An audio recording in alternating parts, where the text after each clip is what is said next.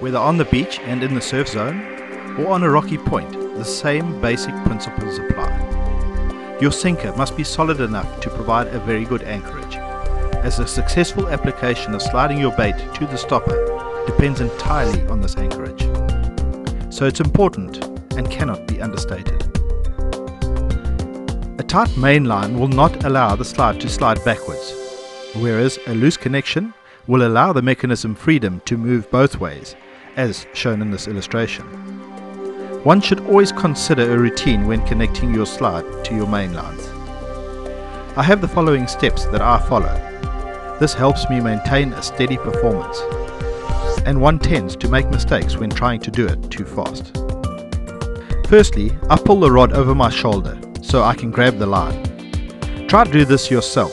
Sometimes you won't have a fishing partner who can help you. Once you have caught the main line, face the bait end of the slide towards the water and wrap the main line around the winds. Test that the line is clear from the slide winds by moving it back and forth up the line. This ensures that your line doesn't get snagged. Click the loading mechanism in place, then generally raise the bait up, holding the hook with your left hand, and tighten up the line by winding on slowly. Be sure to check that the line hasn't wound around the top of your eye, preventing burning your line when you tighten up. Release your bait and tighten your line up by winding slowly, and then shaking the rod can begin. Start with short, sharp intervals as your bait progresses through the wake zone. When the swell hits your bait in the zone, stop shaking. The extra pressure caused by that wave may break your anchorage. Once the wave has passed, continue shaking until the clip dips below the water level. Once it has disappeared, change your shaking technique to long extended strokes. This accentuates movement in the water and speeds up the travel of the bait to the stopper. It is easy to monitor the progress of the slide. The entry into the water of your main line goes further and further away as the slide progresses down the line. I normally shake a little longer than normal, just to make sure my slide has progressed all the way. Detecting a strike from a fish with this technique is quite different to that of the conventional ground bait.